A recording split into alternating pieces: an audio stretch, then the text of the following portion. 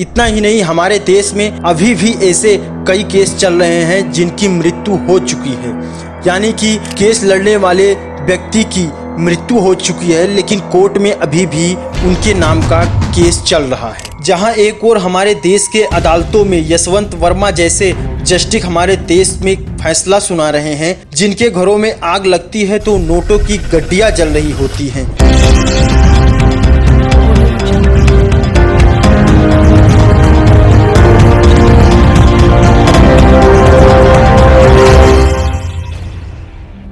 नमस्कार दोस्तों, भाइयों एवं बहनों, आज जहां एक और हमारे देश के अदालत में साल 2025 तक कुल 52 मिलियन यानी कि 5.2 करोड़ केस लंबित पड़े हैं। कुछ केस ऐसे हैं जो कि 30 वर्ष से अधिक से चल रही है, जिनकी संख्या लगभग 1,80,000 से भी अधिक है। Millions of cases, millions that are stuck in lower court, trial court, even high court. The pendency is almost unacceptable.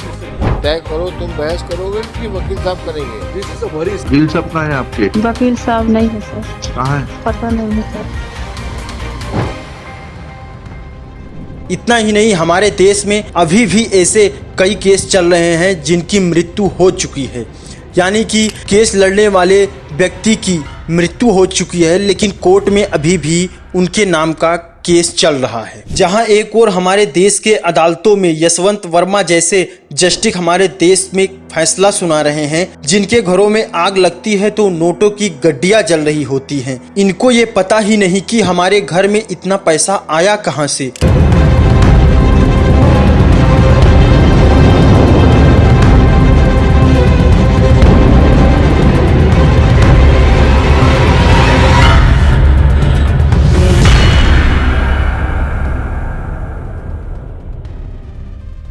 जो देश के सबसे सर्वोच्च स्थान पर बैठकर फैसला सुनाते हैं, अगर वही देश को बेचने पर उतर आए तो सोचो क्या दयनीय स्थिति हो जाएगी हमारी देश की। जिनसे हमारी जनता न्याय की उम्मीद लगाकर बैठी होती है, वही हमारे देश की जनता को न्याय के नाम पर क्या दिखाते हैं? झुनझुना। जहां हमारे देश के न्यायालय में तारीख पर तारीख लगाकर हमारी जनता के पैसे को लूटे जाते हैं, उसी देश में मानो जैसे कोई फरिश्ता आ गया हो, यानी कि कोई न्याय का मूर्ति आ चुका हो, जिसको देखने के बाद ऐसा लगता है कि हमारे देश में अभी भी न्याय की सांस चल रही है। आप सोच रहे होंगे कि हम ऐसा क्यों कह रहे हैं। ऐसा हम इसलिए कह रहे हैं कि क्योंकि हमारे देश में आज जो फरिश्ता आया हुआ है वो बहुत ही कठोर और बहुत ही ईमानदार माना जा रहा है। क्योंकि आज हम उस फरिश्ते की बात करने वाले हैं जिन्हें अपने पद से कोई भी घमंड नहीं है, जिन्हें अपनी कुर्सियां की कोई ताकत नहीं दिखानी है, जिन्हें सरकार से बेहद सुरक्षा की कोई उम्मीद नहीं है, लेकिन फिर भी उन्होंने निडर होकर सच का साथ दिया है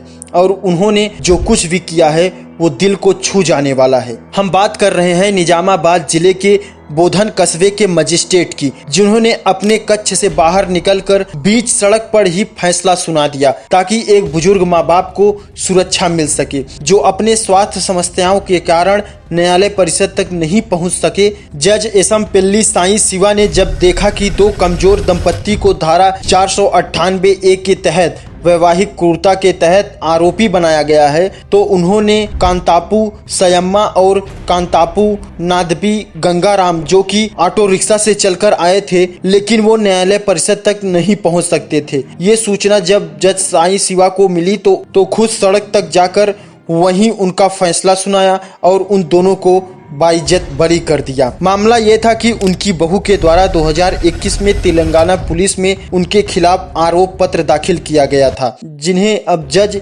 साई शिवा ने सुरक्षित अपने पास रख लिया है। यहाँ सवाल ये है कि बुजुर्ग 4 साल से लगातार अदालत का चक्कर लगा रहा था, केस देख रहा था, फिर भी उसको न्याय नहीं मिला, क्यों? इतना ही नहीं, मंत्रालय के मुताबिक हमारे देश में 5.2 करोड़ केस ऐसे अभी हैं जो कि पेंडिंग में पड़े हुए हैं, और तो और हाई कोर्ट में आज तक 2 केस ऐसे पड़े हैं जो कि पूरे 72 साल से पेंडिंग में पड़े हुए हैं। आखिर हमारी सरकार इसको लेकर कोई कठोर कानून क्यों नहीं बनाती है? जो सरकार 370 हटा सकती है, राम मंदिर का निर्माण करा सकती है, वो एक कानून क्यों पास नहीं करा सकती? एक रिपोर्ट के मुताबिक हमारे भारत के 60% से अधिक लोग कोर्ट के चक्कर लगा रहे हैं। क्या हमारे देश में किसी केस को लेकर समय सीमा निर्धारित नहीं किया जा सकता? अगर हमारी सरकार ऐसी कोई कानून पास करती है जिसको लेकर ये तय रहे कि हमारे केस 4 साल या 2 साल या 3 साल जो भी हो, उसका समय सीमा निर्धारित हो कि उस समय सीमा के अंदर उसको न्याय मिलेगा।